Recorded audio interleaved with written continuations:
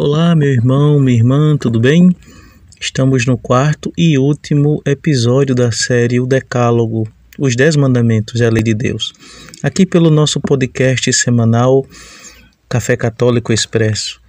Fixemos assim os nossos olhos no Senhor para meditarmos no 8º, no 9º e no 10º mandamento. Não apresentarás um falso testemunho contra o teu próximo. Êxodo capítulo 20, versículo 16. Mas na verdade, o que é o testemunho? Testemunho vem do verbo martirii, em latim. É o falar publicamente sobre algo que se viu. É atestar sobre uma verdade. Observe. Jesus Cristo, nosso Senhor, vai dizer: eu sou o caminho, a verdade e a vida. Qualquer verdade está concatenada, interligada como elo que forma uma corrente, como elos que formam uma corrente. Assim, todas as verdades estão concatenadas no Senhor. Ele é a única verdade. Não existe esse negócio como as pessoas dizem: olha, isso para mim é uma verdade. Se não é para você, paciência, né? O relativizar aquilo que de fato é, aquilo que de fato existe. A verdade é algo objetivo, não subjetivo. O contrário da verdade é aquilo que procede, que provém do demônio, como a mentira, a falsidade. Daí vem o termo diabolum, um mentiroso, enganador. Então podemos dizer que o falso testemunho é a criação de uma situação mentirosa, enganadora, que faz com que eu possa presumir ou achar que meu irmão fez algo. Ou eu posso testemunhar algo que ele fez, mas eu utilizo aquilo de má fé e eu coloco outros artifícios, incremento outras coisas naquela situação, aumentando aquilo que ele fez para denegrir a imagem do meu irmão. Observe que esse pecado, o falso testemunho, surge, ele vem como raiz de 2 grandes pecados capitais, a inveja e a vaidade. A inveja é não aceitar algo que o outro tem. Pode ser algo material, algo corporal, físico, como a beleza, por exemplo, ou espiritual.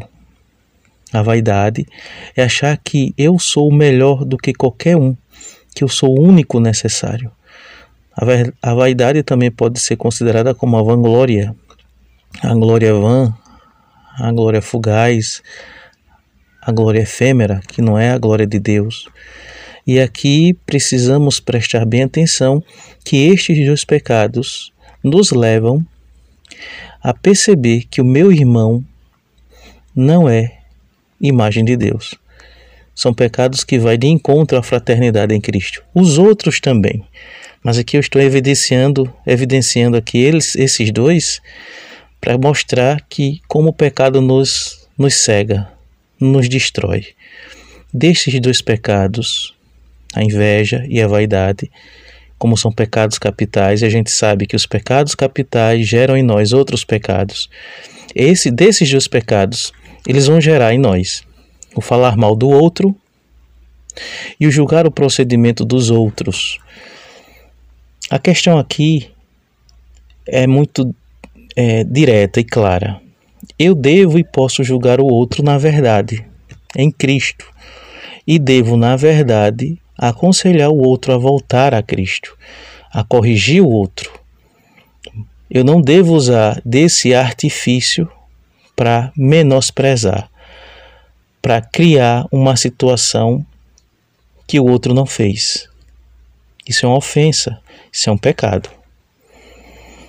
Muito bem. Conversado sobre o 8º mandamento. No 9º, não cobiçarás a mulher do próximo. E aqui eu escolhi um texto que nosso Senhor fala, Mateus capítulo 5, versículo 28. Todo aquele que olha para uma mulher com desejo libidinoso já cometeu adultério com ela em seu coração. Veja, meu irmão, minha irmã, o 9º mandamento está associado a 3 verbos: ter, querer e poder. É o que São João Evangelista, em sua primeira carta, chama de concupiscência da carne. Carne aqui não significa o corpo humano, e sim a alma humana. Vocês lembram do primeiro podcast que eu fiz para vocês? Eu tinha dito que a vontade, ela está acima do intelecto. A vontade, o intelecto e o imaginário fazem parte da alma humana. Só que a nossa alma está completamente desordenada pelo pecado. Precisamos ordenar a nossa alma por meio de oração, de penitência, pela graça de nosso Senhor Jesus Cristo. Então observe, precisamos perceber isso. Tem muito a ver com o que São Paulo diz: deixo de fazer o bem que quero para fazer o mal que não quero. Então, aqui a gente percebe que esses três verbos querem, na verdade, coisificar o outro.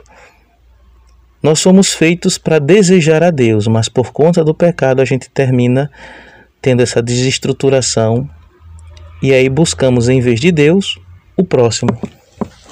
E com isso, a gente começa a perceber que o outro não é coisa minha. O outro não é o meu objeto, não é minha propriedade privada, não é meu patrimônio. Não, o outro é de Deus. Assim como também eu sou de Deus. O outro tem um compromisso de viver em Deus, seja na vida sacerdotal, na vida religiosa, como esposo, como esposa, como solteiro, como solteira. E aqui a gente precisa entender de forma prática que se combate o pecado do desejar a mulher do próximo, também desejar, o homem da próxima, com a pureza, a virtude da pureza, a pureza da castidade, a pureza das intenções, a pureza dos sentidos, do olhar, do tocar. Antes de nós fecharmos o 9º mandamento, eu irei fazer uma ressalva sobre esse 9º mandamento, sobre o pecado, que gera esse 9º, a desordem que vai de encontro ao 9º mandamento. Nós temos 2 sistemas econômicos muito conhecidos, que também são ideologias, o socialismo e o comunismo. Observe que o socialismo é uma engenharia social que visa tão somente a idolatria, o endeusar o outro. É uma forma de manipular os outros ao bel prazer de uma única pessoa. Aquela única pessoa, ditador, tirano, se considera Deus, o sumo bem, o único necessário, e todos devem, por obrigação, se voltar a ele. O comunismo tem a ver com a inveja. Os marxistas e os comunistas de plantão sabem tão bem disso que usam essa inveja completamente desestruturada, desordenada até o fim do poço, como combustível para a revolução social. Quer ver um exemplo? Os homossexuais dizem assim: eu tenho direito de casar, porque o hétero se casa. As mulheres feministas dizem assim: eu quero ter o mesmo direito que os homens têm, de estar bem posicionada financeiramente, numa profissão de destaque, porque se eles podem, eu também posso. Vidas negras importam também, não é só as brancas não.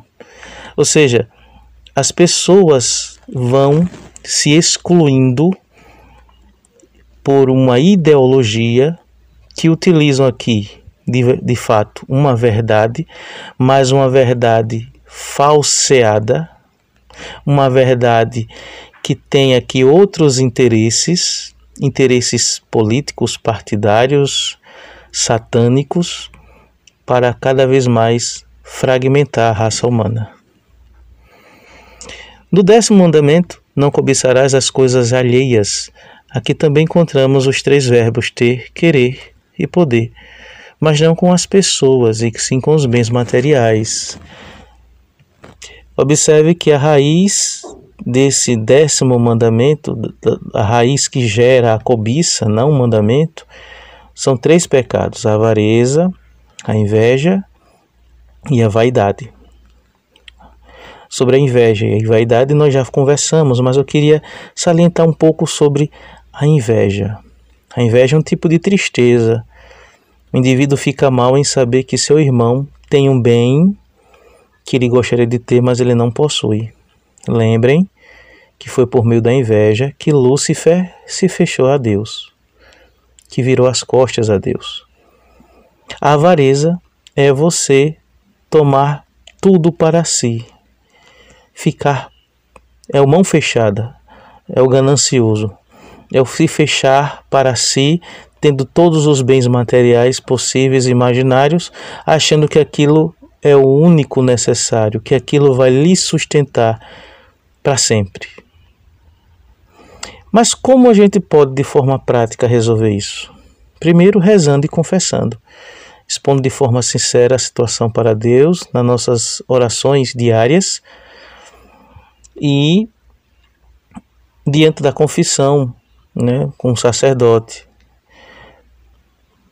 E aqui a gente precisa explicar para você que está me ouvindo que é preciso ter apenas um confessor, tá certo? Não vários confessores, um confessor, e um bom confessor, por sinal. Segundo, aplicando os conselhos espirituais que o confessor disser em confissão. E terceiro, ver e se alegrar pela conquista do próximo.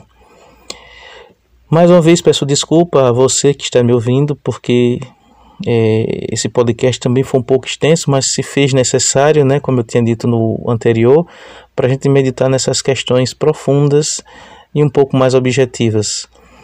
Vocês também podem encontrar esse conteúdo no Catecismo da Igreja Católica, nos números 2052 a 2557. Fixemos os nossos olhos no Senhor. Ele é a nossa única meta e o nosso único necessário. Amém.